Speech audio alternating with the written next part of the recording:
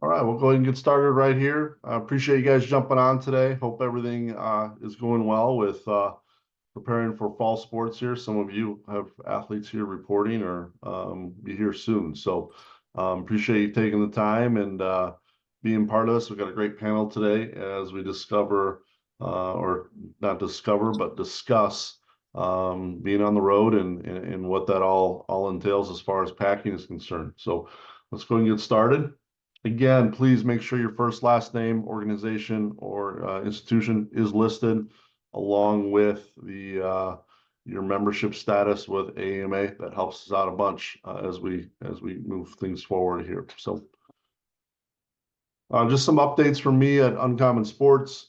Um, Big thing is you're getting new stuff in, making room for all that new stuff. If you got old stuff that you're getting rid of, please keep us in mind. Shipping bags and boxes and labels out constantly. Also, if you've got some stuff, I know we've got a bunch of surplus stuff going on, so it's been a great response for some. If you've got stuff that you want to sell on a consignment model, please let us know there. And then also know that we have our scholarships and academy groups for your student managers. If that's something of interest there, or if you would like us to do a presentation for them, we can definitely do that via Zoom and jump in and talk to your student managers about what we have to offer here at Uncommon Sports. So without further ado, let's jump into the rest of today's agenda. Make sure with our CEUs, again, I'd say this every time, couple times, just to remember, but it really helps out with everyone helping with CEUs that we have all of this information. Please make sure cameras must be on at all times.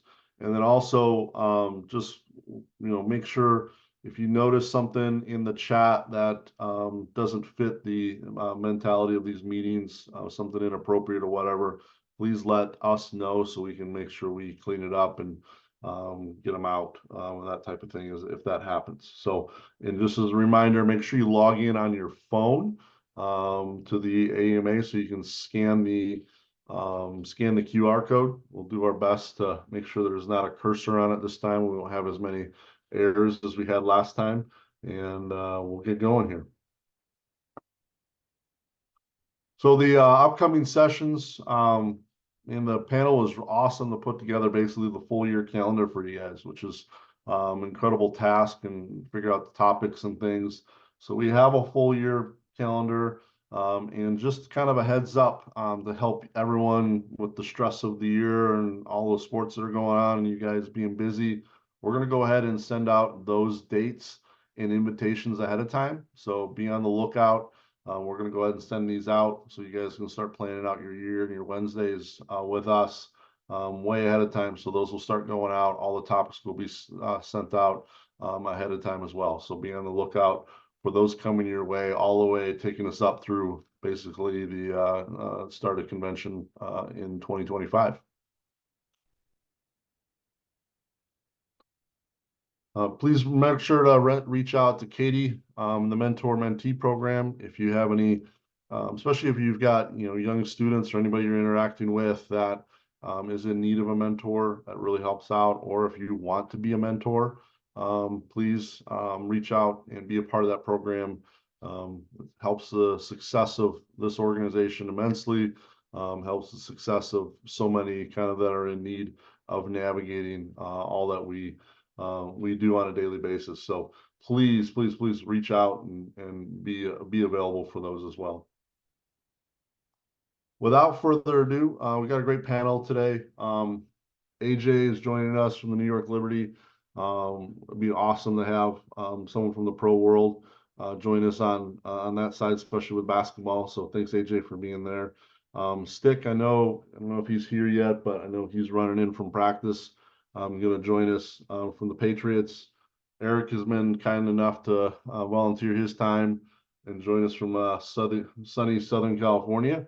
And Katie is jumping in from Colorado State. So thank you, panelists, for jumping in. And without further ado, we'll go ahead and start with AJ and kind of work our way through the list here and go through our questions. And as a reminder, if you have additional questions, want more, please send me a message in the chat And I'll be glad to add those at the end for us to discuss, if we have time. So without further ado, we'll jump into our questions. So let's start out with some introductions. I know some of you have been on the panel before, but we'd love to know kind of where you're at, what you're from, and what's your journey taking you, and why do you love being a equipment manager? So AJ, we'll start with you.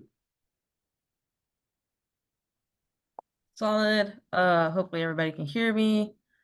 My name's AJ, Ashley J. Garrison. I answer to both. It really doesn't matter. I am currently the head equipment manager for the New York Liberty of the WNBA.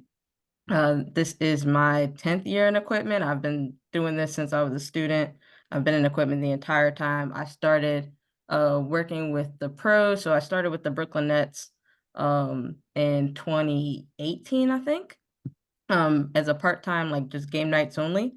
And then luckily our owners were bought the New York Liberty, and they needed a full-time equipment manager. So here I am. I still work with the Nets, just only when the WNBA is in off season. So I'm pretty much basketball year round.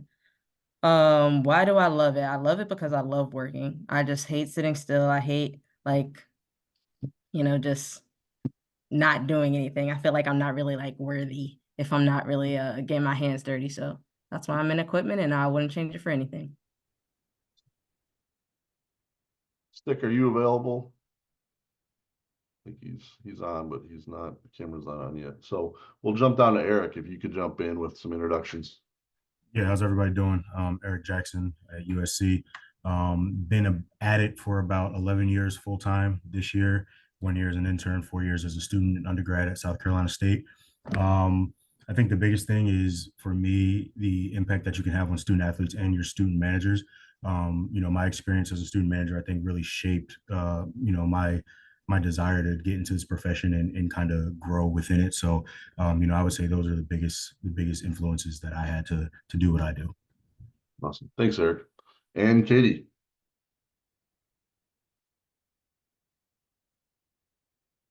Sorry, coaches are texting me. I started at a D3 out in Virginia. Then I went to USC, and now I'm at Colorado State. I've been here for 4 years. So just kind of moved around, and this has always been what I wanted to do. I love the organizational side and the impact I have on students, but mostly just like if you're a little type A, it really fits with like your personality. So just kind of worked with my organizational needs. Awesome. Thanks, Katie. And we'll come back to you right away with the next question. So we talk about on topic here. What are your travel must-haves, and how has this evolved, and where did you learn it all from, or where are you learning it from as we continue to evolve? So Katie, we'll start with you and then go back to Eric. Honestly, travel must-haves has changed over the years, like depending on what sport I've been working with. When I worked football, it was very different from now, where I just work with Olympic sports. The biggest thing is when you like pack extras, it's not what you think you might need. It's how, this sounds really bad, but how dumb are your student athletes?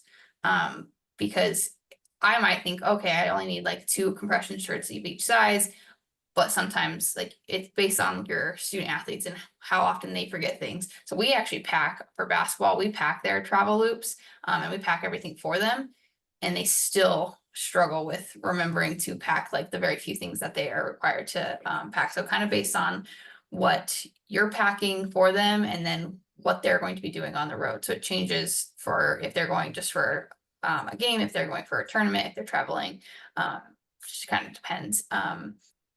My must-haves though, like Tide to Go pens, we usually bring a steamer or an iron, or like the little Cricut like irons. We bring something like that with us on the road a lot. Just you never know what you might need it for. A sewing kit.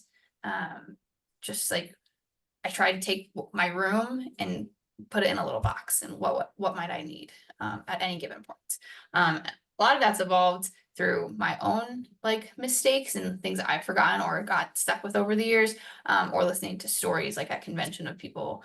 I think most of it is like, none of it's really been my own idea. It's been things I've learned from everyone else. So as if you're new to packing or new to traveling with your teams, reaching out to people and asking like, hey, what do you guys do? And what have you learned and what mistakes have you made? Thanks, Katie. Eric, we'll come back to you. Yep. Working with football only, my travel needs are a little bit different. I think roster size lends to the amount of stuff that we do have to bring, as anyone that works football can attest to. The one thing I will say, having worked in many different regions, whether it's here out west, in the southeast when I was at Troy starting out, or even in the Midwest at Northwestern where I was most recently, the one thing I'll always say, is a travel must have, no matter the weather, is a raincoat. And that's something that I always keep packed on the truck or make sure our staff has at all times. You just never know. And it also operates as a windbreaker. So from one piece of equipment, if I had to say one thing we always have is raincoats. The other thing is always making sure you have an identical backup to whatever it is your coach uses, whether it's his headset, his pants, his shoes, whatever it is, or even just a couple options. I think sometimes where we're at right now with sideline apparel, coaches like to have the wardrobe, and unfortunately it means more stuff for us, but having options to be able to facilitate the head coach make sure he's comfortable is one of those things as well. And then again, just from a player's perspective, I think it's a little easier just because of they're all going to be wearing round about the same stuff, so at that point it's just making sure your numbers are appropriate, from an extra standpoint, to make sure we have that ready to go. Awesome. That's awesome, Eric. And Stick, thanks for joining us. Would you mind jumping in and getting in the thick of it? How we doing? Can you hear me? Can hear you. Okay. For the piggyback off what Katie and Eric said, so I always pack for the players first because they're the most important. If they don't have their stuff, they can't play the game. And then you go from the head coach and down from there. In my opinion, that's how I operate. Travel must-haves. If I can just have my pocket knife, I'll be okay. I can do most things with that. And like a little multi-tool if you work in field sport, because you can always fix something with that. For when I did Olympic sports, I always went to like the odds person and said, hey, what's the most used thing that I could put in the travel bag for y'all just in case something happens? And especially figuring out what the players need and then what the coaches want and base it off of there. Awesome. Thanks, Stick. And AJ, you. Yeah, so like everybody else says, I think everybody, no matter what level you would say, must-haves are like my backups. I know I got at least 3 jerseys I got to keep on me at all times. Maybe some extra pairs of shorts depending on what color we're wearing. And then depending on how long the trip is, I'll probably have to do like some extra compression socks, and then practice gear as well. It's definitely evolved. Like I said, like I've been working with the WNBA since 2020. And if anybody's followed WNBA basketball, like the New York Liberty has a completely different roster since then. And it's pretty much, this is our first year where we haven't really had like a lot of turnover. So it did change year to year up until this year, where I think I got like finally a good grasp on like which players are probably the most forgetful, or like pretty much as soon as something is worn twice, they're asking for something new. So I've got an idea that I try to stay ahead of that so that I don't have to pack too much, but it's definitely evolved from my first time I traveled, where I feel like I've literally packed my entire equipment room in like 17 bags, just in case, because I wasn't really sure of the team and how things would go. But now I feel like I'm in a great place. Really simple. Like once you know the players, it definitely gets easy. And I'm definitely blessed. Our coaching staff is very self-sufficient. I pretty much only pack like extra bags. Extra boards for them to use on court just in case. I'll have like some extra markers and whatnot for them. But other than that, in a steamer, like they don't ask for anything. I'm really blessed there. Thanks, guys. Awesome feedback. Let's jump into the next one here. AJ, we'll come back to you. What are some unique things people may not think to travel with? Maybe things that you've adapted. Multi-tool knife was a good one from Stick earlier, but is there anything that you travel with or know of other people maybe to travel with that we wouldn't think of? I think it definitely depends on the institution you're at and maybe like how you guys are set up. So we travel with extra drinks because we have some very specific like drink requests from our players, and obviously the players matter the most. So we know that not every team is going to have like this specific brand, this specific flavor. So we pack that as a team to take care of those players. And then, like Stick said, I always keep a pocket knife. Security hasn't stopped me but one time in my 5 years, so I'm rocking with it till they confiscate it. Awesome. Thank you. Stick, we'll come back to you. So I always keep a steamer, like a little portable steamer. You go get up on Amazon for like $30. I keep a steamer and like 6 pair of trauma shears. Let me, where's my pet? Let's see. I'll show you.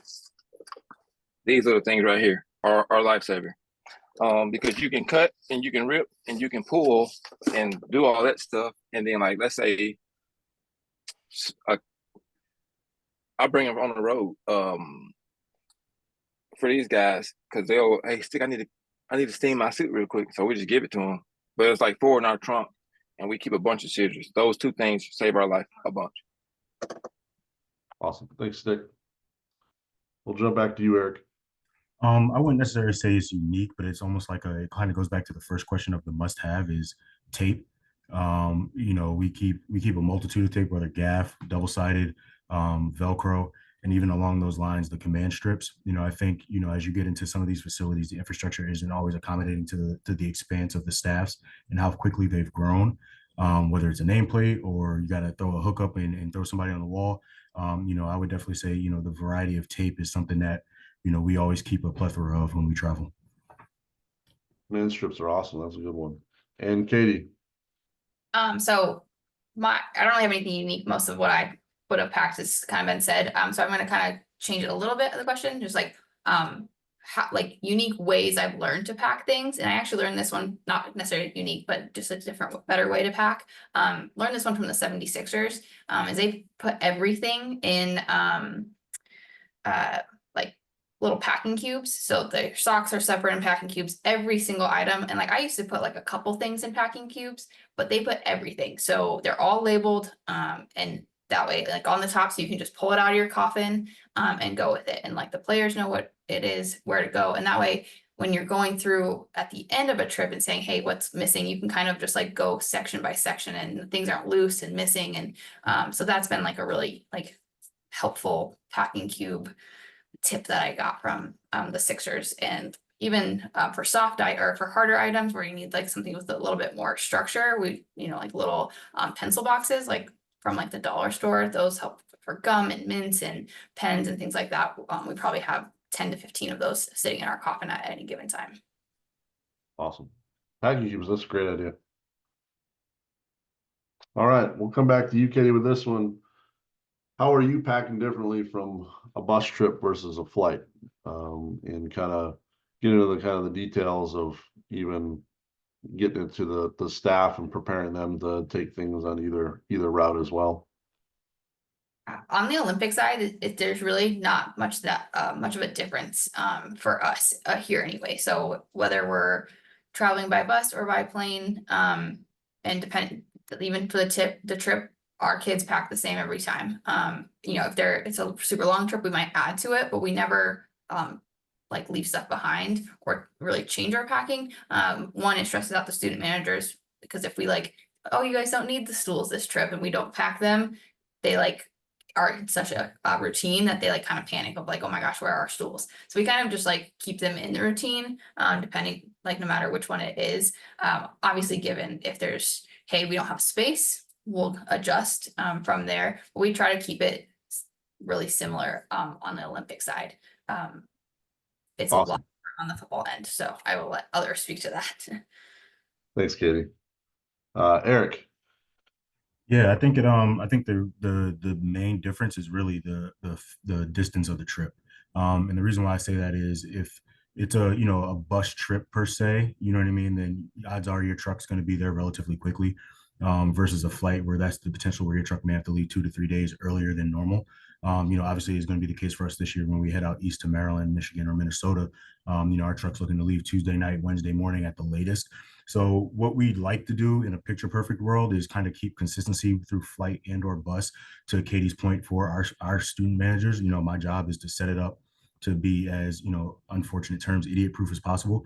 And it doesn't matter whether it's a bus or a flight, but there are some nuances to it, whether coach decides to have a late walkthrough, or he feels as if that a full padded practice on a Thursday is something that he wants to do to prove a point, which has happened at other places. So that kind of changes, putting pads and helmets on the plane versus, putting them on the truck like you normally would. But overall, for us, if it's within the continental US, odds are the truck's going. So really much doesn't change. The biggest thing is at that point, player bags, are they going to be on the bus or are they going to be on the plane? That's awesome, Eric. Thank you. We'll come back to Stick.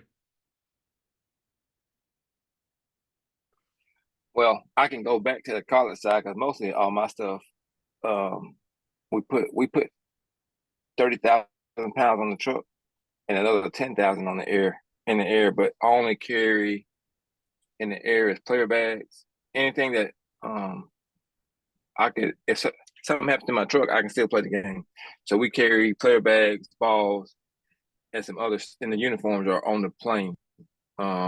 Everything else is on the truck. But when I was in college, baseball, we would just put the bags in the trunk underneath the bus, and the uniforms was with the managers. They had them all.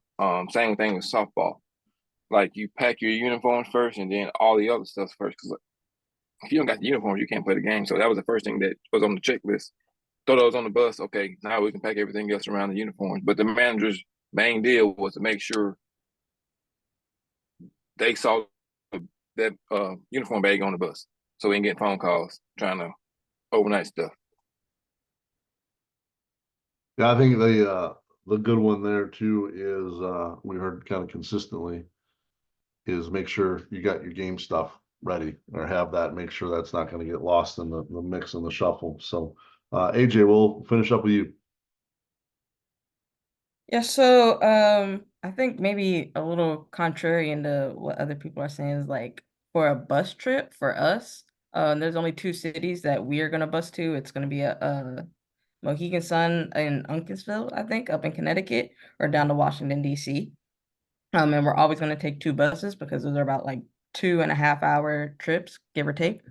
Um, so I feel like for bus trips, which are typically our shorter trips, we take more as a staff.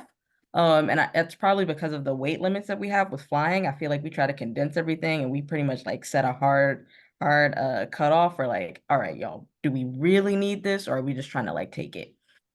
Whereas the bus, like there's no limits. We're packing that thing, we're packing both of them. And we still got room for players and personal bags and all that. So really I would say the difference for flights is a lot of our heavier stuff or stuff that we won't need on day one, because we're probably going 2 days early just to get adjusted to like the time change for the most part. We'll ship a lot of stuff ahead of time. That way it's just waiting for us and we don't have to worry about like a lot of times with our smaller planes, thank God we're chartering now, but it does come with its own like restrictions. With our smaller planes, we do have weight limits, and with some of the bags we pack, if we stuff them, then there's like the bigger bags, some of the bigger bags have to go on top, and like that takes up a seat, and then we got to push other staff into like commercial flights. It's a whole ordeal. So we started to like ship stuff ahead, stuff that we won't need like on day one as soon as we hit the ground. That's been a big help, especially because we have like that UPS. I think a lot of schools probably do this too, is the campus ship, like where you get that discounted shipping rate. So that's helped out. But yeah, that's pretty much the only difference. We're still taking pretty much everything. I would say a lot of our shorter trips, I'm probably not packing both sets of loops, or maybe not as many shoes. If it's just a one game, I'll just take like whatever 12 our players want to wear, and maybe a second for like select players. But other than that, we're pretty much packing the same thing regardless. It's just how many bags are we using, or are we shipping stuff ahead? Great. Awesome. Thanks, AJ. What's your locker room setup like on the road? I know we kind of hinted at some of the unique challenges. I know Eric got into it a little bit with the uniqueness of it. But what are you doing on the road? How are you setting up locker rooms? You got help with all of that? AJ, we'll start with you and then come back to Stick. For our road setup, obviously we're constrained to whatever the visiting team is or host team is providing for us as the visitors. But I try to keep it the same setup as if I was at home. Shoes found in the same place, jerseys hung in the same spot on the locker loop, same way. Even so much as like our toiletries and our snack setup. Like I try to keep everything exactly the same. That way players aren't coming to me asking me, where's this, where's this, where's this? You have it, you know where it's at, you can get straight to, doing what you do on the court. And I try to do the same thing for coaches. Like they don't really ask for a lot on my level, or at least with my team. But I know that they are going to ask for like the toiletries. I know they are going to ask for the snacks. And I know they're probably going to ask, if there's any changes like, hey, where's this, as far as like rooms, like where's the training room? Because that'll change from venue to venue, even if we are going to the same venue, like depending on what other events are going on in that venue, we might not have like the same exact room. So I just try to know everything ahead of time. That way I can just easily point them where they need to go. Or if I'm using my nameplates, I already have it like labeled out. This is the room you guys should go to. This is the room players are going to. Training room is here and here. That sort of deal. But the biggest thing is just consistency and knowing exactly where everything is. That way, if you do have a question of where they need to go, you can answer it quickly and we can get back to business. Great, thank you. Stick? Well, for us, it depends on how many guys are traveling. Preseason, you got 90 guys, so our on the road game is going to be at the Commanders this year. So you get the locker room layout on like a Monday. Contact the clubhouse guy. Hey, we're coming in at this time. I need this many people, and our crew here, man, we try to get out within like an hour and 10 minutes. We're gone. That's setting everybody up because we basically prep before. So we pull all our jerseys on our pads, put them in garbage bags, put them in the player bags, and just stack like that. And then when the guys come in on the day before we travel, they just drop their cleats or whatever else they need in their bag. We zip them up, check them off, and off to the truck it goes. Get to the locker room, unpack that, and then we just sit around and wait to kick off. Awesome, thanks, Stick. And we'll go to Eric. I think it depends on the locker room, honestly. There's no consistency in any of the locker rooms. And some provide more challenges than others, right? So, whether it's, again, going back to the expansion of our sport, a lot of locker rooms weren't set up to accommodate 74, which is our conference limit. And so you find yourself having to double up a lot of guys and or setting up chairs in the middle of a locker room, which is a temporary spot because, you got to clear them to have room for halftime game planning and all that other stuff. So, I think every place is different. Once you're in a conference and, you do the rotation once or twice, you kind of know the nuances of a place, and you can kind of, set yourself up for success a little bit more on the front end. Packing certain things that you're going to need for a certain spot, I think is one of those, nuances to a place that you may not know unless you go there, right? I think of, certain places that, don't provide as much hospitality as others, whether they're going to feed you as a staff and things like that, or what they're going to accommodate you with. So knowing a lot of that on the front end will help you be a little bit more successful in the setup process of things. But like Ashley said, you try to create the consistencies of a home and a road of where things are located, especially how you're setting up a locker, no matter the layout of putting cleats in a certain area. Shoulder pads are always going to be in a certain place. You as a distribution ideally would like to set up in a similar spot or similar location, just so that way there's a flow to how they're, maneuvering throughout the locker room. But again, every place is different and provides its own challenges. Thanks, Eric. And we'll finish up with you, Katie. So we actually don't, on the Olympic side, we don't set up any locker rooms when we travel, mostly because we don't have the manpower. Like I don't travel to every game for basketball. They have a handful of managers, but they're doing video and they're doing all kinds of other stuff. So we actually have our managers that travel, just give them uniforms and give them everything they need at the hotel so that they are set up there. When I do travel, there are times where I'll set up the locker room itself, but we also don't want to mess with what they normally do. So we pretty much always just give them it at the hotel itself, just makes it easier on everyone here. So it's a little bit different than football or some places, but keeps it simple for us. Thank you, Katie. How does packing change when you're not traveling with that team? I know, Katie, you've alluded to it a lot with your Olympic, but you guys all have had experience along the way about not having to travel and making it with, I guess, stupid proof in a way, so we can keep everyone on board. But we'll start with you, Katie. If you can get into maybe some specifics or some tips that you've done to make sure that it's foolproof, and they can understand it, and good idea with packing cubes earlier. If you got more tips like that, that'd be helpful. So Katie, we'll start with you and then go back to Eric. For sure. So what we do for our Olympic teams, so for soccer, we have a travel bag. It's actually a bat bag from Under Armour. Good size, it fits a full team in there. So we pack their uniforms and their warm-up shirts for them. We fold them in little bundles, and I have a laminated Excel sheet that has all their names. It says, you know, white shorts, green shorts, warm-up, green top, white top, whatever, more organized than that. But and then whoever's packing, whether it be myself or my students, check off. Since it's laminated, we just use a little whiteboard marker.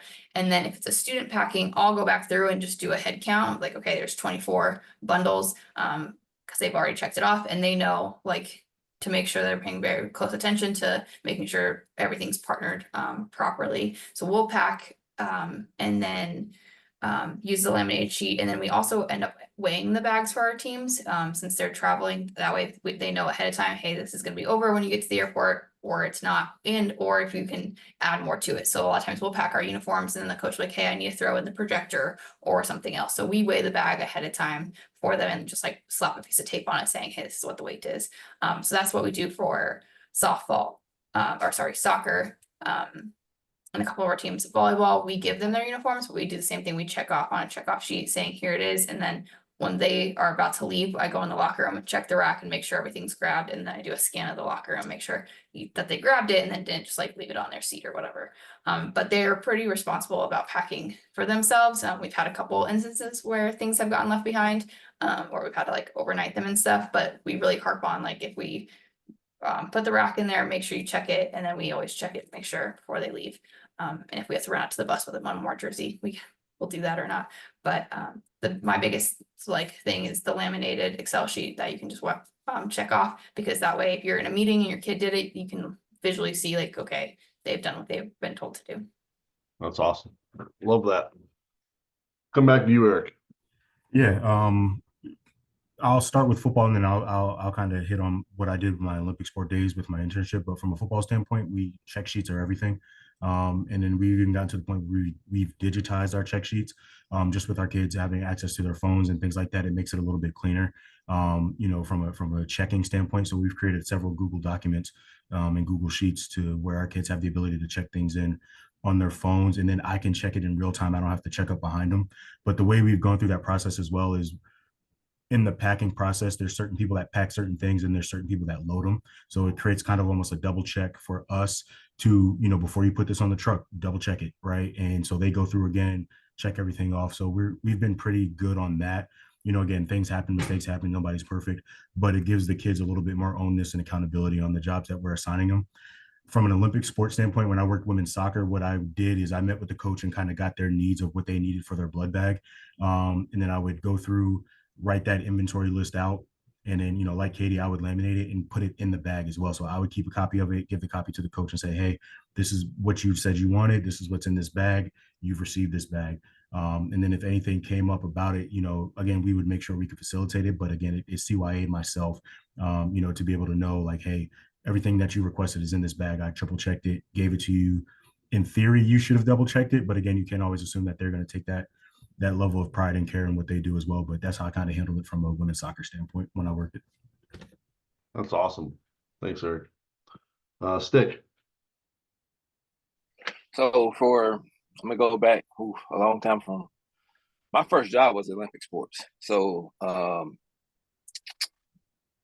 for soccer, I just rolled the kits into the locker room, and I had a liaison on the coaching staff. Like, this is how I set it up.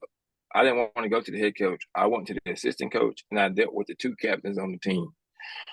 And I would say, hey, girls, this is what we're doing. You're wearing green this week. I'm gonna roll it in there. And then before they left, like Katie said, I would go in there and check. Like when the last girl walked out, I would just go back, scan the locker room. You know, basketball was different because I just packed everything into a carry-on. You know, I would just roll them up real tight, shoot a shirt, jersey, short, roll it up, pack it in there, and I would double check it, and I would have somebody else go behind me and double check. Then I would sign off on it, and I would give that bag to the ops person and say, "Hey, here's the jerseys, the equipment these are the managers. They're going on this trip. Here's your stuff." It's different because you don't have control of that.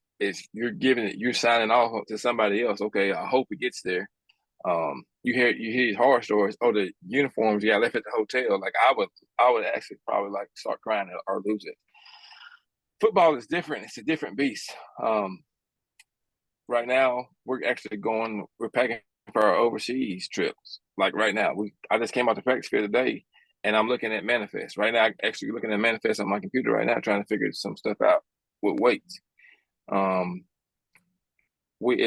think it's 4 different spreadsheets we use to pack here. Depending on where we're going. So you got, if it's grass, if it's turf, everything changes. The trunks change. It's a whole different animal. And it's just, to sum it all up, you have to have a system that works for you and works for your room, and everybody's on the same page. Because if something's off, they don't care how it happened. It's going to be the equipment room's fault. And that's that. Amen to that. That's awesome. Thanks, Dick. AJ, we'll finish up with you. Yeah, so the biggest thing that would change if I wasn't traveling, and there's been a couple games where I haven't, is just like over communicating and like being super prepared. Like the last thing I want is, God forbid, I'm not with the team. It's probably for like a family emergency or something, right? So I don't want to get a call 30 minutes before tip off, like, hey, somebody doesn't have this, or where can we get it, or anything like that. So before we leave, or before I leave, whichever comes first, like I'm packing. Everything is already done.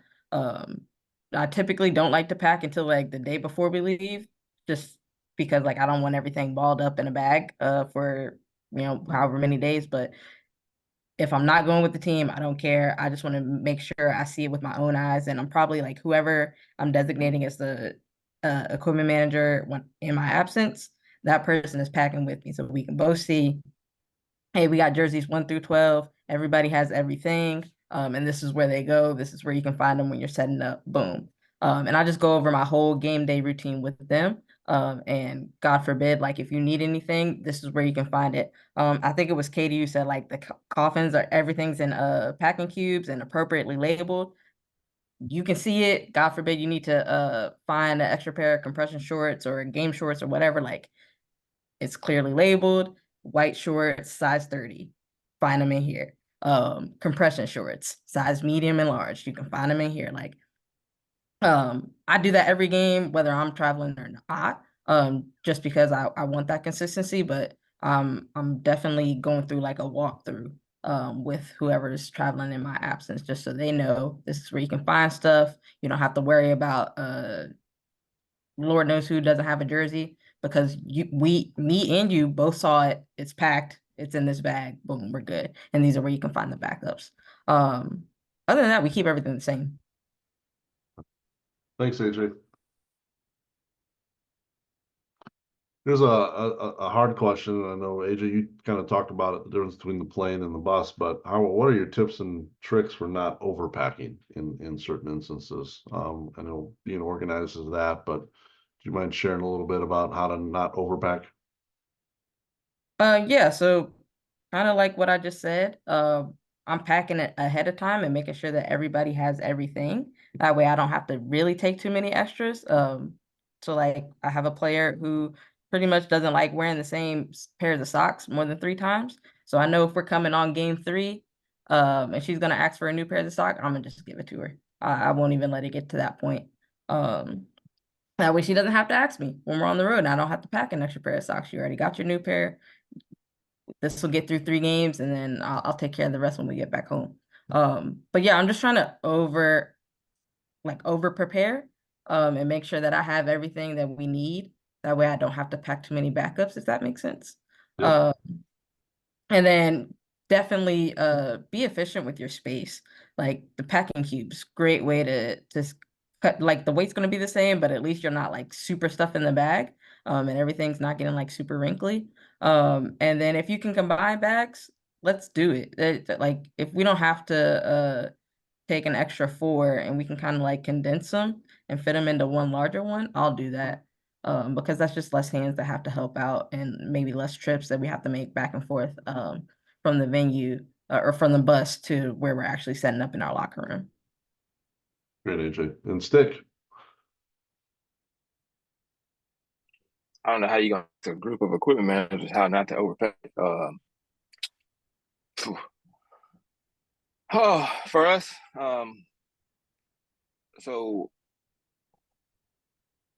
there's only 4 guys on this team that has more than 2 backup jerseys that travel with us.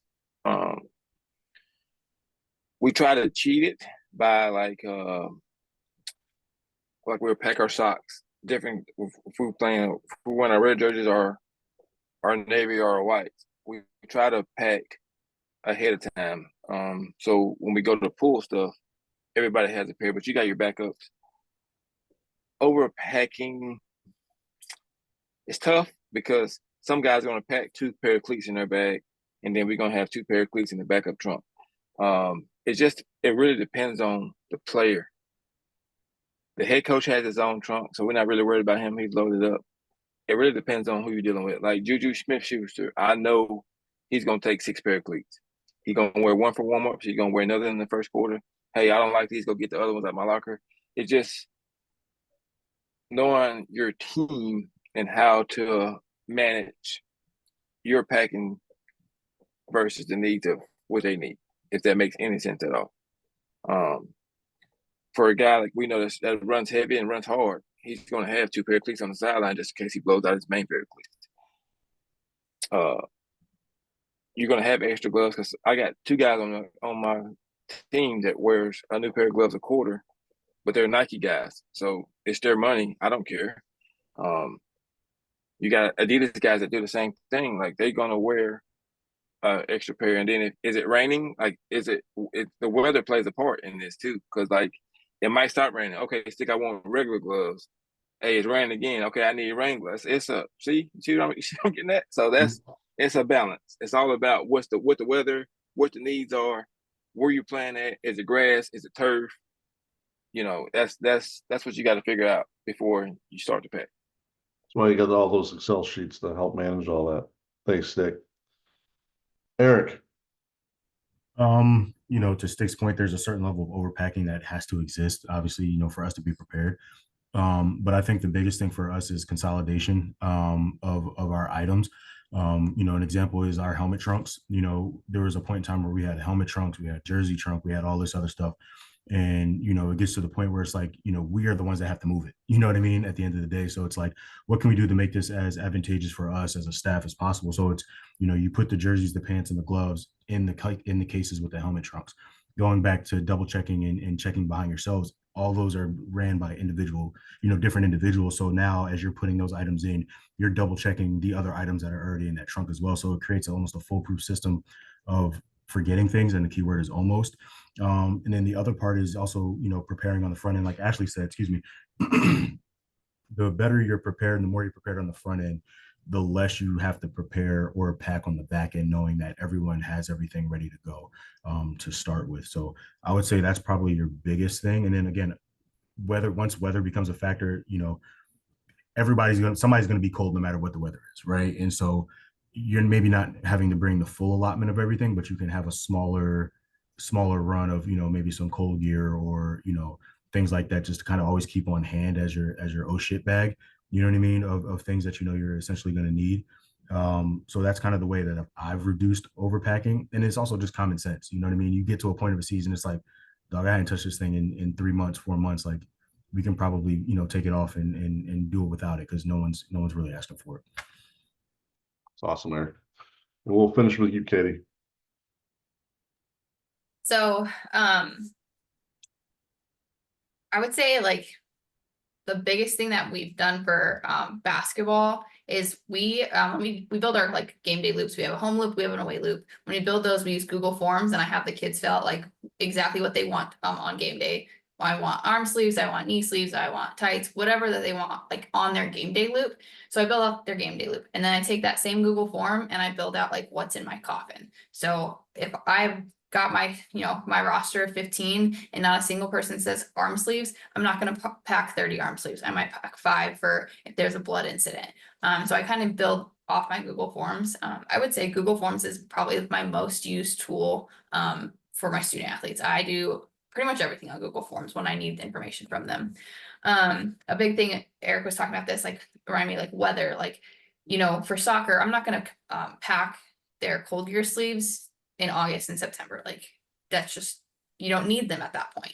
But we have had a couple times where our team is a little bit of babies, and they go somewhere in end of September and they're like, oh, it was freezing. And I'm like, it was like 60 degrees, and but it was so cold. So like kind of knowing your team, do they run cold? Are they gonna want that cold gear? Or are they gonna want sleeves? And then we get to a certain point in the season where like cold gear is just packed every trip. Just because you never know at that point in the season what the weather is going to be like. And then just like taking notes as I travel or as I hear feedback. Hey, we ran out of socks this week. Can you add, 5 more into your account or whatever? So just having, if you're not traveling, having your student managers take notes and just kind of following up with them after the trip. But then always kind of taking notes. Whenever we end a trip, it comes back to me, the coffin does, and I kind of go through it and double check and make sure it's filled. So just taking notes of what the trends are.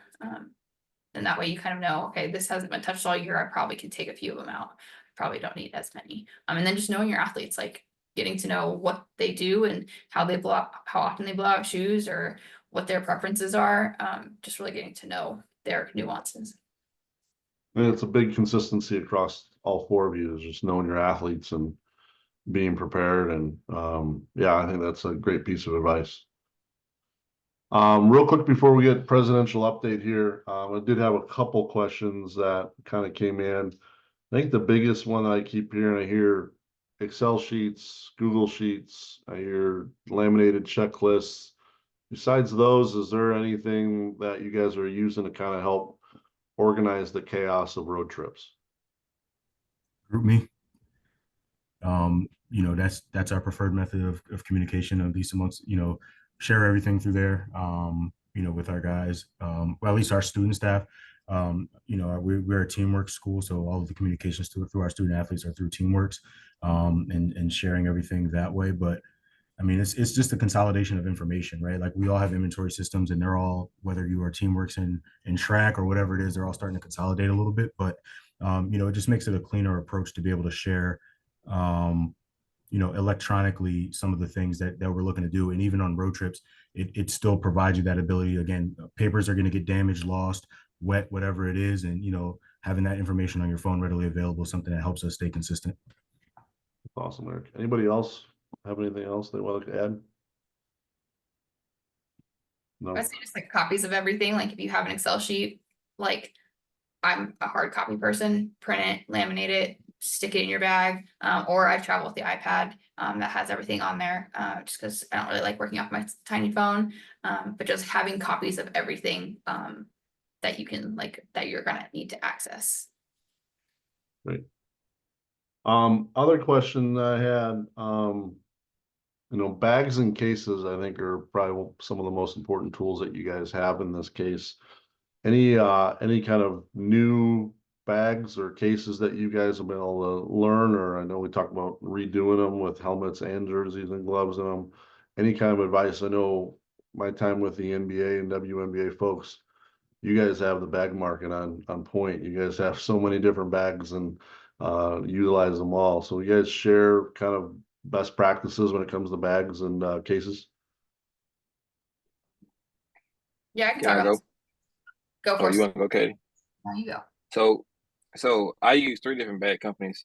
Bucks Bags, Forte, and Paul Pryor. Paul Pryor practice bags. They do a bunch of my game bags too, but Forte bags, So Forte has, I don't know if anybody ever heard of them. I will gladly send a link out if you email or text me or whatever. They have this bag. It's called a large trunk eliminator bag. And it's basically, it's probably a 30 by 30 by 30. It's huge, but it has these little cases in it, basically like packing cubes. And we use 2 of those for like wet weather games. We keep socks in one, gloves, thigh pads, and knee pads, like stuff that we can pull from that we don't have to basically take a trunk. You can use a bag, and those bags they're clutch because sometimes you don't need a big bulky trunk if you can just throw a bag up and let it go. And then for trunks, you got to have your sideline trunk. You got to have your inside trunks. And I got 2 custom trunks that I got from Olympic Case that I use and that I drew in college.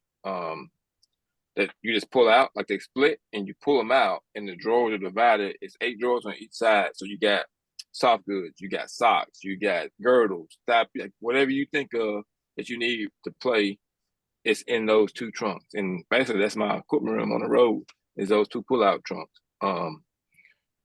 They work for us. It just depends on like what's your budget and what school you're at, stuff like that. Yeah. Thanks, Dick. Katie? So prior bags, love them.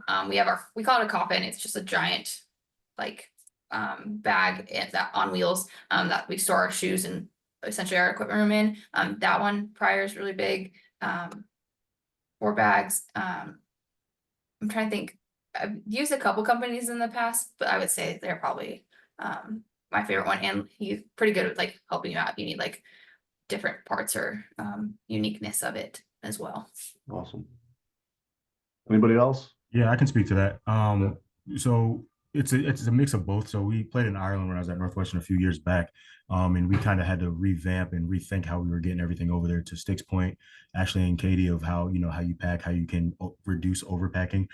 We did a lot with Forte for that trip. The other company I'll use, because I use a lot of Olympic as well, is Royal Basket through Duffy's.